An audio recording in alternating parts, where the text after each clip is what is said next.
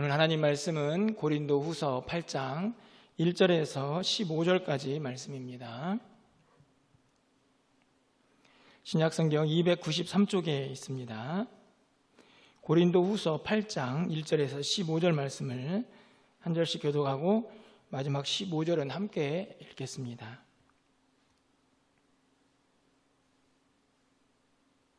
형제들아, 하나님께서 마게도냐 교회들에게 주신 은혜를 우리가 너희에게 알려노니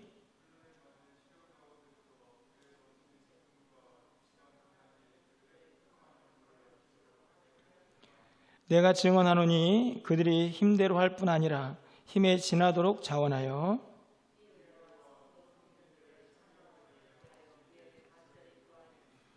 우리가 바라던 것뿐 아니라 그들이 먼저 자신을 죽게 드리고 또 하나님의 뜻을 따라 우리에게 주었도다.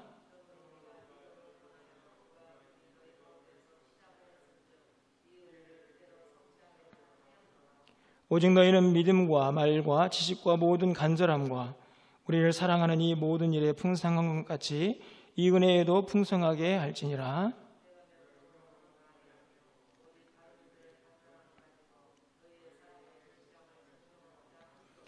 우리 주 예수 그리스도의 은혜를 너희가 알거니와 부요하신 이로써 너희를 위하여 가난하게 되심은 그의 가난함으로 말미암아 너희를 부요하게 하려 하심이라.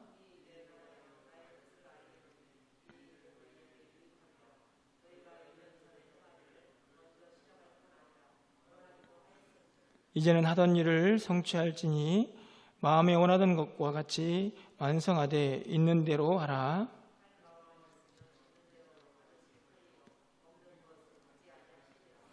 이는 다른 사람들은 평안하게 하고 너희는 공고하게 하려는 것이 아니요 균등하게 하려 함이니.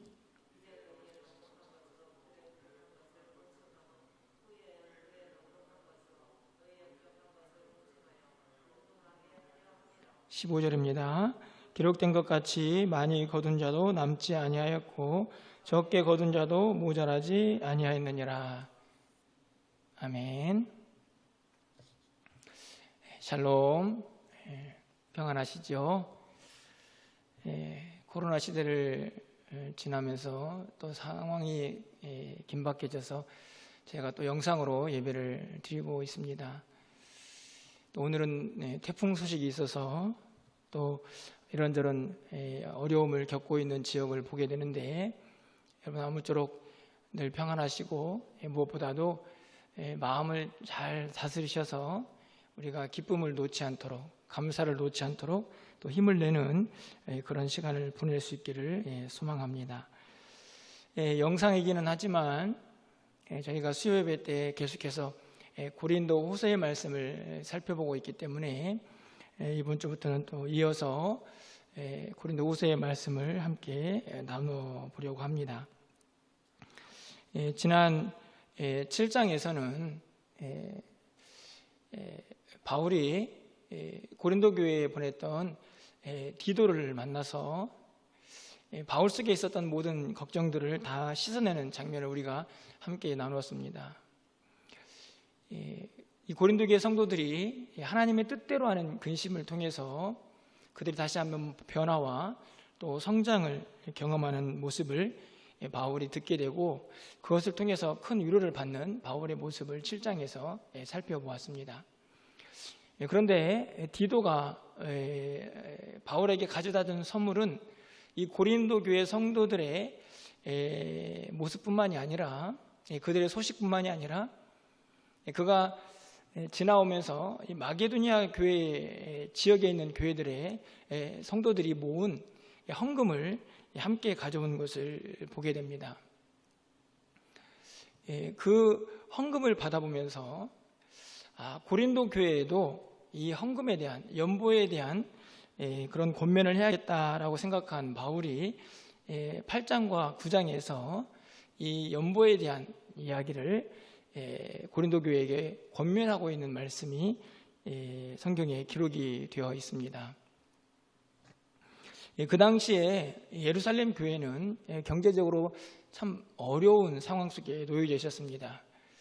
바울이 이방의 여러 지역들을 전도하고 복음을 전해서 교회들을 세우게 되는데, 그 교회들이 복음의 뿌리라고 할 수 있는 예루살렘 교회를 도울 수 있다 하면 얼마나 좋을까, 이런 생각을 한 바울이 이 이방 지역에 세워져 있던 교회들에게 예루살렘 교회를 위해서 헌금을 하도록 그렇게 권면을 하게 됩니다.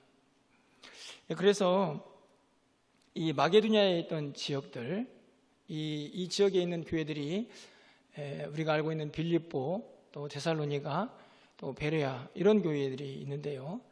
그곳에 있는 성도들이 헌금을 모아서 바울에게 디도편으로 이렇게 전달을 하고 있는 것을 볼 수가 있습니다. 사실 그것을 보면서 왜 바울이 고린도 교회에게도 이 연보, 헌금에 대한 이야기를 하려고 마음을 먹었는지 하는 것은 우리가 2절 말씀을 보면 좀 쉽게 알 수가 있는데요. 2절 말씀을 가서 보시면 이렇게 말씀이 기록되어 있습니다. 환난의 많은 시련 가운데서 그들의 넘치는 기쁨과 극심한 가난이 그들의 풍성한 연보를 넘치도록 하게 하였느니라. 이 마게도냐 교회는 상대적으로 참 어렵고 힘든 그런 상황 속에 놓여져 있었지만, 그럼에도 불구하고 그들이 모든 상황을 극복한 채 풍성한 연보를 넘치도록 하고 있는 것을 보게 됩니다. 그 모습을 보게 되니까 상대적으로 훨씬 더 풍요로웠던 이 고린도 교회가 왜 이 마게도냐 교회들 같이 연보를 하지 않는지 하는 그런 생각을 바울이 갖게 된 것입니다. 고린도 교회는 상황이 그 당시에 어땠을까요? 그럼 10절 말씀을 가서 좀 보시면, 이 일에 관하여 나의 뜻을 알리노니 이 일은 너희에게 유익함이라. 너희가 1년 전에 행하기를 먼저 시작할 뿐 아니라 원하기도 하였은즉. 이 말씀은 1년 전에 이미 이 고린도 교회도 이 예루살렘을 위한 헌금에 동참해야 되겠다라고 그렇게 마음을 먹고 시작을 했던 것 같습니다. 그런데 어떤 이유에서든지 그 일이 중단이 된 것이죠. 이 사실을 확인해 줄 수 있는 고린도전서 16장 1절과 2절에 있는 말씀이 있는데요. 이 말씀을 가서 보시면, 성도를 위하여 연보에 관하여는 내가 갈라디아 교회들에게 명한 것 같이 너희도 그렇게 하라. 매주 첫날에 너희 각 사람이 수입에 따라 모아두어서 내가 갈 때에 연보를 하지 않게 하라. 이 말씀을 보면 바울이 이미 고린도 전서를 통해서, 이미 먼저 보낸 서신서를 통해서 이 고린도 교회가 매주 첫날에 모였을 때에 그들이 헌금을 모아가지고 바울이 방문했을 때에 특별한 헌금을 하지 않아도 그 헌금을 가지고 예루살렘 교회를 도울 수 있도록 준비하라고 미리 말씀한 것을 우리가 발견할 수가 있습니다. 그런데 그 일이 잘 되었을까요? 그렇지 않죠. 여러분 11절 말씀을 가서 보시면, 이제는 하던 일을 성취할지니 마음에 원하던 것과 같이 완성하되 있는 대로 하라. 그러니까 그렇게 시작했던, 1년 전에 이미 시작했던 그 연보의 일이 결국 어떤 이유에서인지 중단이 되었고, 바울은 그 사실을 깨달은 이후에 이 마게도냐의 교회에서 모은 헌금들을 보면서 이 고린도 교회에도 다시 이 일이 진행되도록 해야겠다라는 생각이 들어서 그 일을 완성하도록 권면하는 내용이 오늘 8장과 또 9장에 기록이 되어 있습니다. 오늘 본문에 있는 말씀을 통해서 영상으로 예배를 드리고 있는데 조금 딱딱하고 부담스러운 말씀일 수도 있겠지만, 또 다시 한번 하나님께서 우리에게 원하시는 물질, 또 헌금에 대한 성경적인 가르침은 어떤 것인가 하는 것을 좀 생각해 보면서 말씀을 나누려고 합니다. 가장 먼저 우리가 이 헌금을 할 때에 생각해야 할 첫 번째 원리는 바로 은혜라는 단어입니다. 헌금의 출발, 또 물질에 대한 생각을 우리가 정리할 때에 가장 중요한 것은 이 은혜라는 이 단어를 떼놓을 수가 없다는 말씀입니다.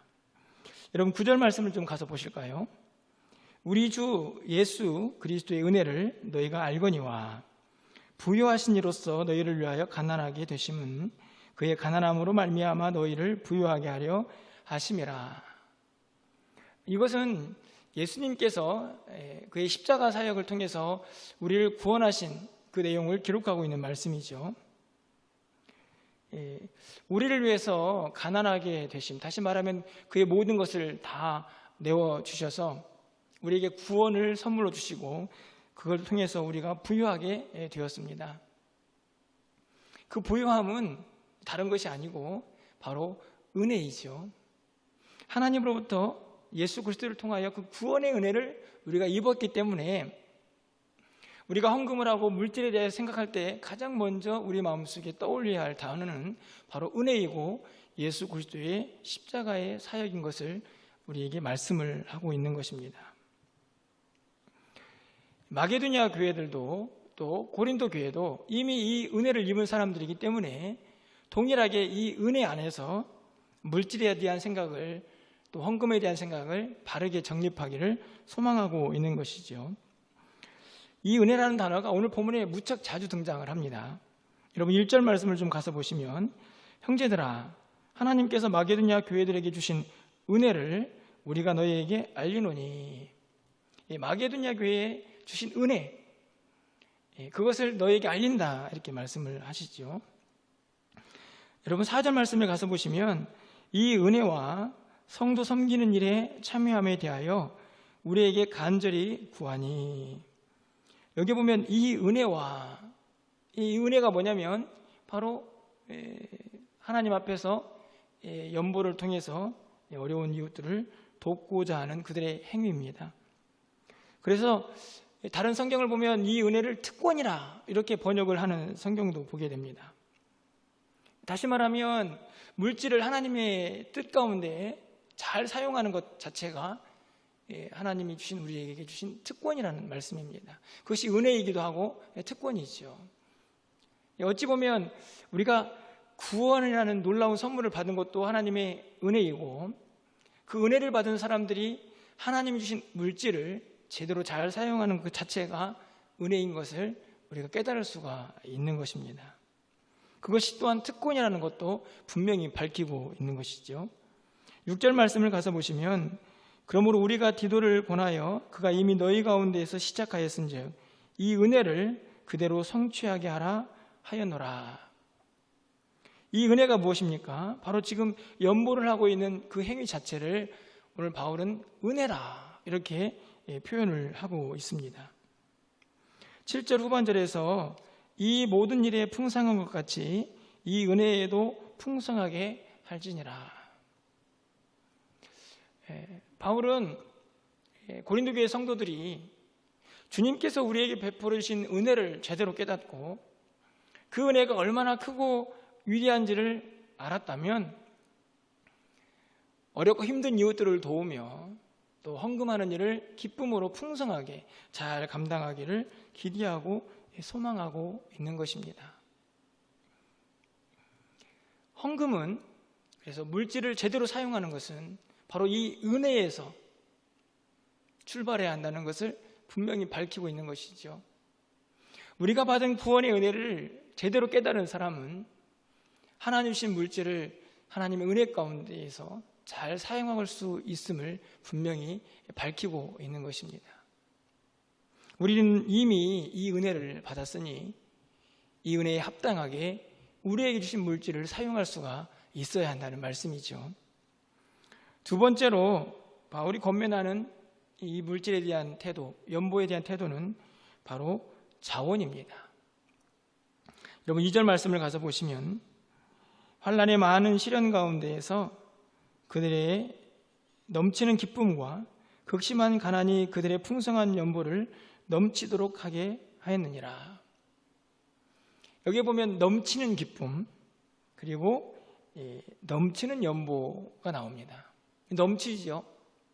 비록 상황은 고난과 어려움 또 극심한 가난이 있었지만 그들은 넘치는 기쁨으로 넘치도록 연보를 하고 있습니다. 여기에서 이 연보라는 단어가 헬라어로는 하프로테스라는 단어를 사용하는데 이 단어는 원래 단순함, 순수함, 또 관대함이라는 말을 의미합니다. 다시 말하면 이 연보가 얼마나 단순하고 순수한 마음에서 시작되고 진행되어야 하는가 하는 것을 보여주는데요. 그것은 다른 것이 아닙니다. 그렇게 은혜에서 출발하고 그래서 이런저런 생각이 아니라 복잡한 마음이 아니고 그냥 하나님의 은혜에서 하나님의 뜻대로 이 물질을 드립니다라는 그 단순한 신앙의 고백을 통하여 이 물질이 사용되기를 바라고 있는 것입니다. 오늘 3절 말씀을 보면 이 마음이 잘 드러나 있습니다. 내가 증언하노니 그들이 힘대로 할 뿐 아니라 힘에 지나도록 자원하여. 여기 보면 자원이라는 말이 나오죠. 이 자원이라는 말 때문에 저는 힘에 지나도록이라는 표현도 가능하다고 생각합니다. 이 자원이라는 말이 무엇입니까? 내가 스스로 원해서 무엇인가를 결정하고 행하는 일들이죠. 내가 헌금을 하는데, 연보를 하는데 내가 누군가의 명령에 의해서 하는 것이 아니고 이미 자원하는 마음으로 행하기 때문에 그 안에 기쁨이 넘치고 그리고 그 안에서 힘에 지나도록 넘치는 이 연보를 할 수가 있었다는 말씀입니다. 그래서 바울은 8절 상반절에서 내가 명령하는 말이 아니다. 다시 말하면 그들의 연보가 바울의 명령으로 진행되는 것이 아니고 그들이 정말 자원하는 마음으로 이 일에 동참하기를 바라는 바울의 마음을 우리가 읽을 수가 있습니다. 제가 늘 말씀을 드리지만 헌금도 사역도 이 자원하는 마음으로 할 때에 역사가 일어난다고 저는 확신합니다. 무척이나 힘들고 어렵지만 그것이 성경이 우리에게 가르치는 진리입니다. 우리가 이미 잘 알고 있지만 광야에서 모세가 성막을 지으려고 백성들로부터 헌물을 받죠. 그때에 그 예물을 받는 그 원칙도 다른 것이 아니고 자원이었습니다. 여러분 출애굽기 35장 21절 말씀을 좀 가서 보시면 마음이 감동된 모든 자와 자원하는 모든 자가 와서 회막을 짓기 위하여 그 속에서 쓸 모든 것을 위하여 거룩한 옷을 위하여 예물을 가져다가 여호와께 드렸으니. 마음이 감동된 모든 자, 자원하는 모든 자, 성막을 짓기 위해서 그들이 예물을 드릴 때에 그들은 성령의 감동을 받았고 자원하는 마음으로 그 물질을 하나님께 드리게 됩니다. 출애굽기 36장 5절에서 이 일의 결과가 어떻게 나타났는가를 표현하고 있습니다. 모세에게 말하여 이르되 백성이 너무 많이 가져오므로 여호와께서 명령하신 일에 쓰기에 남음이 있나이다. 백성들이 너무 많이 자원해서 예물을 드렸기 때문에 쓰고 남을 만큼 예물이 모였다 하는 것을 기록하고 있습니다. 왜 넘치도록 예물이 모이고 남을 수가 있었겠습니까? 자원하는 마음이 있었기 때문입니다. 사실 이 광야에서 이스라엘 백성들을 조금 생각해 보십시오. 그들의 미래가 얼마나 불확실합니까? 이 광야 생활이 언제 끝날까? 또 약속의 땅에 들어갔을 때는 또 우리는 뭘 먹고 살까? 그러면 어떤 생각이 들까요?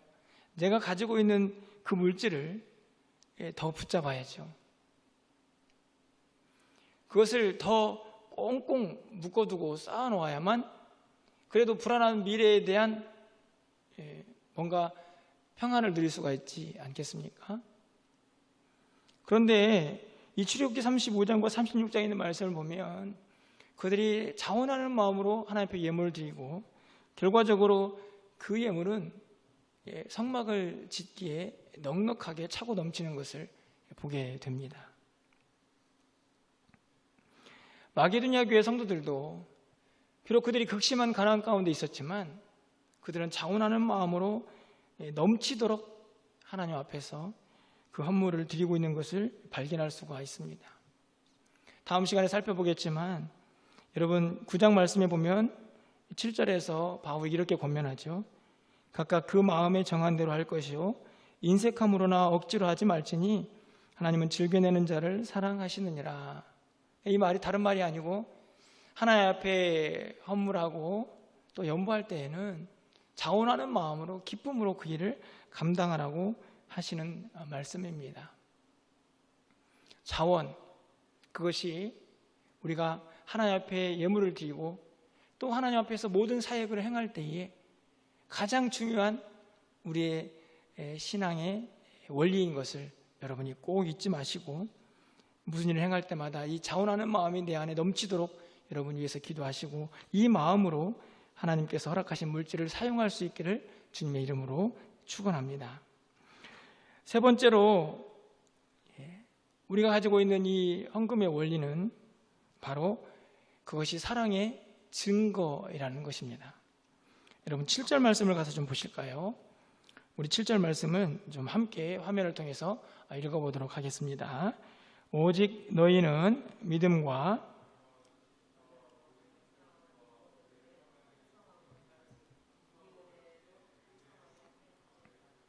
아멘. 이 본문을 보면 이 고린도 교회의 성도들을 먼저 칭찬하죠. 믿음, 말과 지식, 그리고 간절함, 그리고 사랑.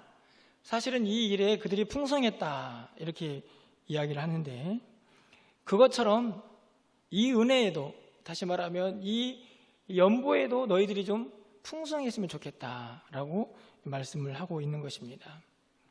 그들이 믿음이 있습니다. 그들에게도 간절함이 있고 그들에게 사랑이 있습니다. 그 모든 것들과 합해서 이 연보를 통하여 그들의 사랑이 확인되기를 바라고 있는 것입니다. 8절 말씀에 분명하게 그 말씀이 드러나 있습니다. 제가 읽어드립니다. 내가 명령으로 하는 말이 아니요 오직 다른 이들의 간절함을 가지고 너희의 사랑의 진실함을 증명하고자 함이로다. 그들의 사랑의 진실함이 증명되기를 바라고 있는 것이죠. 그 증명이 여러 가지 것들이 있겠지만 그 중에 하나가 바로 이 연보를 통하여 나타나기를 바라고 있는 것입니다. 내가 이웃을 사랑한다. 내가 다른 성도를 사랑한다. 그냥 말로만 하는 것이 아니고 그 사랑의 증거가 그들의 연보 가운데 있음을 확인하고 있는 것이죠. 예수님께서도 산상수훈을 통해서 이렇게 말씀하지 않습니까? 마태복음 6장 21절 말씀에 내 보물이 있는 그곳에 내 마음도 있느니라. 그러니까 보물이 있는 그곳에 우리의 마음도 가 있는 것입니다. 다시 말하면 내가 사랑하는 이웃들을 향하여 헌물을 할 때에 내가 그들 정말 사랑하는구나 하는 것을 확인할 수가 있는 것이죠. 우리가 입으로만 하나님을 사랑하고 교회를 사랑하고 이웃을 사랑한다 말하는 것이 아니고 그 사랑의 증거가 삶을 통하여 신앙을 통하여 분명하게 드러나기를 바울이 기대하고 있는 것입니다. 그런 의미에서 연보는 사랑의 증거다라고 바울이 말을 하고 있는 것이죠. 마지막으로 이 헌금 속에서 우리가 생각해 보아야 할 것은 바로 균등의 원리입니다. 여러분 14절 말씀을 좀 가서 보실까요? 이제 너희의 넉넉한 것으로 그들의 부족한 것을 보충함은 후에 그들의 넉넉한 것으로 너희의 부족한 것을 보충하여 균등하게 하려 함이라. 여기 보면 보충, 균등 이런 말이 나오죠. 쉽게 말하면 부족한 사람, 그 사람의 부족함을 조금 넉넉한 사람이 채워주는 것입니다. 그러면 두 사람이 균등해지겠죠.